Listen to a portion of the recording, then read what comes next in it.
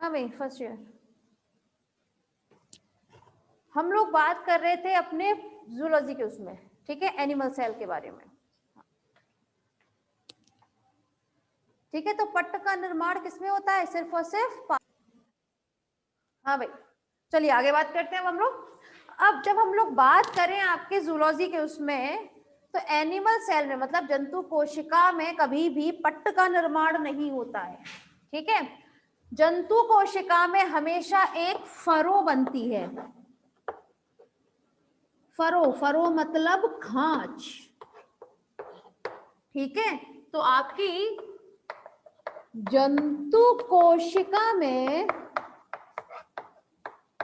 खांच का निर्माण होता है।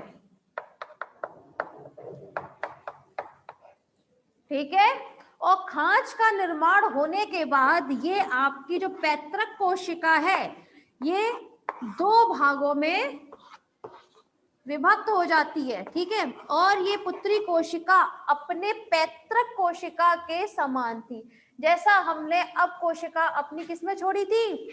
इंटरफेज में। ठीक है, तो जो हमारी प्रावस्था किसमें थी? आपकी इंटरफेज में थी। सेम वही हमें प्रावस्था यहाँ पर देखने को मिलती है, पुत्री कोशिका। ठीक है, कोई परेशानी नहीं। तो देखिए, आपके पादप कोशिका में किसका निर्माण होता है? पट्ट का निर्माण होता है, और जबकि जंतु कोशिका में खांच का निर्माण होगा। इस बात का विशेष ध्यान रखेंगे आप। ठीक है, होप सो क्लियर हुआ होगा, समझ में आया? कोई परेशानी? फर्स्ट ईयर समझ में आ गया ना सभी को? Very nice. चलिए आगे बात करेंगे। अब हम ड्रॉ कीजिए। हैं जी, करना चाहे कीजिए, मर्जी है आपकी, ये कर लो बस, कम से कम। अच्छा, वो कर रहे तो वो कर लीजिए, बात तो एक ही है ना, बात एक ही है, बस वो तो आपको समझाने के लिए बताया हुआ है। ठीक है, आगे चलते हैं। वो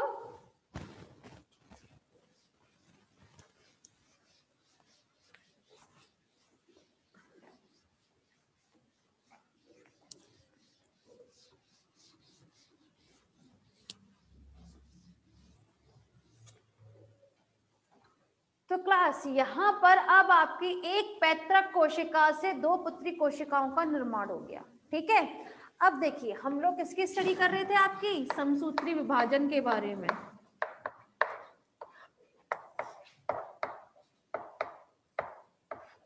ठीक, तो समसूत्री विभाजन के बारे में हम लोगों ने क्या क्या बात पढ़ी है? पहली बात कि समसूत्री विभाजन हमेशा से सोमैटिक सेल्स में होता है। इसमें होता है सोमैटिक सेल्स, मतलब कायिक कोशिका में। ठीक है, कायिक कोशिकाओं में होने वाले कोशिका विभाजन को समसूत्री विभाजन कहा गया था। इसमें बनने वाली जो पुत्री कोशिका होती है, मतलब डॉटर सेल्स, ठीक है, पुत्री कोशिका अपने पैतृक कोशिका के समान होती है।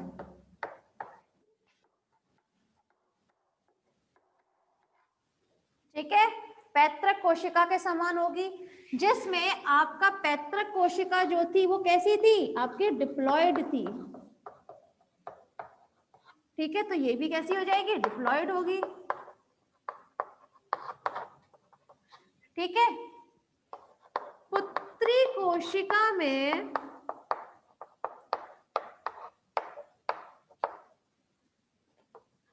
पुत्री कोशिका में गुणसूत्रों की संख्या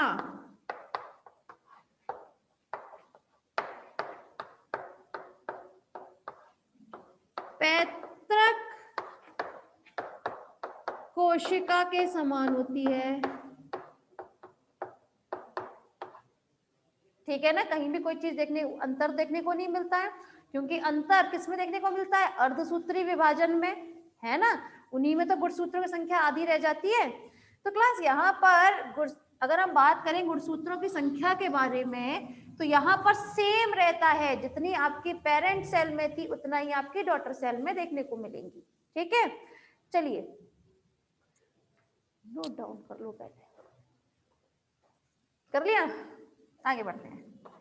देखिए इसमें खास बात बता देते हैं, जब हम बात करें आपके समसूत्री विभाजन के बारे में, ठीक है, तो समसूत्री विभाजन जो था, अगर जंतु कोशिका की बात की जाए, ठीक है, तो सबसे पहले जंतु कोशिका में अध्ययन जिसने किया था, ठीक है, उनका नाम था फ्लेमिंग।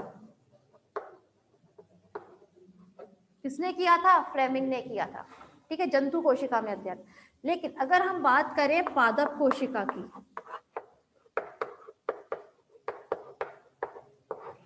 ठीक है, तो पादप कोशिका में समसूत्री विभाजन का अध्ययन करने वाले साइंटिस्ट का नाम था स्ट्रॉस।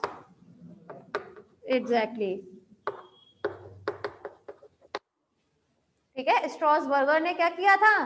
पादप कोशिका में समसूत्री विभाजन का अध्ययन किया था, ठीक है, लेकिन सबसे पहले आपका फ्लेमिंग ने किया था, ठीक है। तो इस बात का भी ध्यान रखिएगा कि आप इसको समसूत्री विभाजन बॉटनी में आता है कि जूलॉजी में आता है, ठीक है। अगर बॉटनी में आएगा तो वहां पे आपको स्ट्रॉसबर्गर का नाम देना पड़ेगा, और अगर जूलॉजी में आता है तो आपको यहाँ पर फ्लेमिंग का नाम देना है, ठीक है। चलिए, यहां कंप्लीट होता है आज आपका समसूत्री विभाजन, ठीक। अब हम लोग बात करेंगे अपने नेक्स्ट साइकिल के बारे में, दैट इज द अर्धसूत्री विभाजन। रफ कर दें इसे।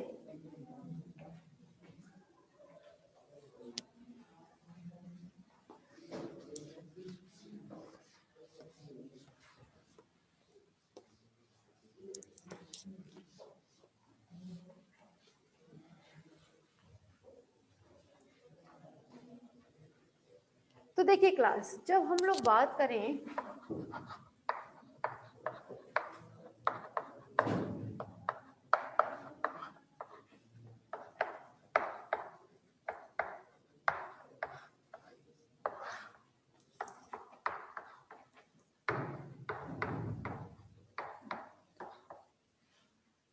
ठीक है, मियोसिस के बारे में हम लोग बात करने वाले हैं।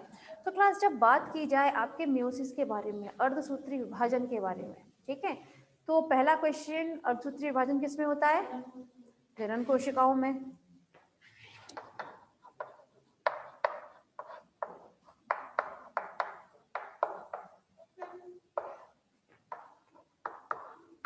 तो जनन कोशिकाओं में होने वाले कोशिका विभाजन को अर्धसूत्री विभाजन कहते हैं। क्यों? इसमें गुणसूत्रों की संख्या आधी रह जाती है, ठीक है, इसीलिए इसको हम किस नाम से जानते हैं? अर्धसूत्री विभाजन के नाम से। दूसरी बात समझिएगा, इसमें से मतलब है अर्धसूत्री विभाजन से है, ठीक है। तो अर्धसूत्री विभाजन में एक पैतृक कोशिका से कितनी पुत्री कोशिकाओं का निर्माण होता है? सुनाई नहीं देती, तेज बोलिए। 4 होता है कि 2 होते हैं? 4 पुत्री कोशिकाओं का निर्माण होता है।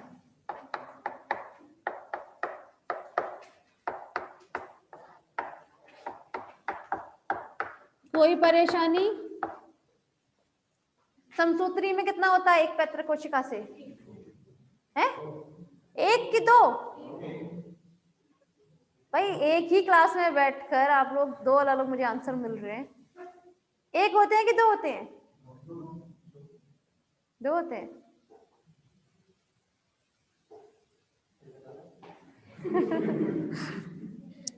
देखो, अभी मैंने आप लोगों के सामने बनाई है 2 पुत्री कोशिका, फरों का निर्माण हुआ था, खांच का निर्माण हुआ था। पैतृक कोशिका से कितनी पुत्री कोशिका बनी थी? 2। काउंटिंग आती है तो कर लीजिए, ठीक है। तो कितनी पुत्री कोशिकाओं का निर्माण हुआ समसूत्री में? 2। लेकिन अर्धसूत्री में 4 पुत्री कोशिकाएं बनती हैं, ठीक है। ये क्वेश्चन कभी कभी वाइवा में पूछा जाता है कि समसूत्री में कितनी बनती है और अर्धसूत्री में कितनी बनती है, तो पता होना चाहिए, ठीक है। तो पहले देखिए, इसमें अब 2 केस लगा देते हैं जरा। जब हम बात करें आपकी फीमेल्स के बारे में,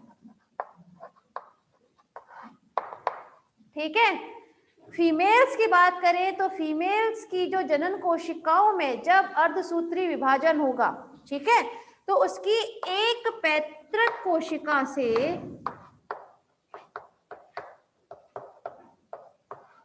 एक पैतृक कोशिका से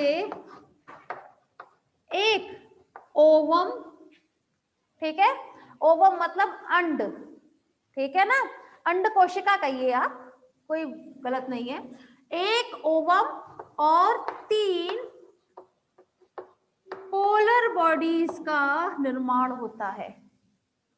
ध्रुव कोशिका, ठीक है, तो कितनी होती है ध्रुव कोशिका आपकी? 3, तो टोटल करेंगे तो 4, ठीक है। तो देखिए अगर हम बात करें, ये सब चीजें आप लोगों को जब बताया जाएगा जैसे डेवलपमेंटल बायोलॉजी में बहुत शानदार तरीके से, तो जब हम बात करेंगे आपकी एक ओवम और 3 पोलर बॉडीज के बारे में, तो ओवम जो होता है वो साइज में देखने में थोड़ा बड़ा लगता है as compare to polar bodies. इसका ये बिल्कुल ऐसे मान के चलिए निष्क्रिय है बिल्कुल पोलर बॉडीज, लेकिन होती नहीं है निष्क्रिय, ये आपकी सक्रिय ही होंगी जो बाद में काम आती है पोलर बॉडीज, ठीक है ना। तो यहाँ पर सिर्फ इतना समझिए फिलहाल कि फीमेल्स की बात की जाए, मादा के जनन कोशिकाओं में जब अर्धसूत्री विभाजन होगा तो उसमें एक ओवम का निर्माण होगा, मतलब एक अंड कोशिका बनती है और 3 पोलर बॉडीज का निर्माण होता है, ठीक है, कोई परेशानी नहीं। लेकिन यहाँ पर अब दूसरा केस लगा देते हैं हम लोग, अगर हम बात करें मेल्स के बारे में, नर के बारे में, ठीक है, तो उसमें एक पैतृक कोशिका से, मतलब एक पेरेंट सेल से 4 शुक्राणुओं का निर्माण होता है,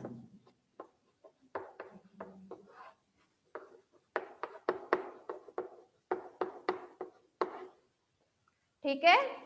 देखिए बन इसमें कितनी रही है पुत्री कोशिका? 4, ठीक है। फिर वो जो 4 पुत्री कोशिका जो डॉटर सेल्स हैं आपकी, ठीक है, फिर वो आगे जाकर क्या बनाती है आपके स्पर्मेटोजोआ। ये आपको लोग जब हम डेवलपमेंटल बायोलॉजी पढ़ेंगे तब अच्छे से बताया जाएगा कि स्पर्मेटोजोआ को ही हम क्या बोलते हैं? स्पर्म्स बोलते हैं, शुक्राणु बोलते हैं, ठीक है। तो यहाँ पर क्या बनेंगी? 4 शुक्राणुओं का निर्माण होता है नरों में, ठीक। ये जो शुक्राणु होते हैं ये होते हैं आपके एक्टिव, ठीक है, सक्रिय अवस्था में होते हैं, सक्रिय व गतिमान,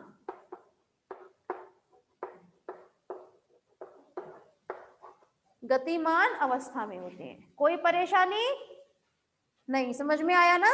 इसे नोट डाउन कीजिए, फिर आगे बात करते हैं। क्या हुआ? होप सो समझ में आया होगा इतने बात, है ना?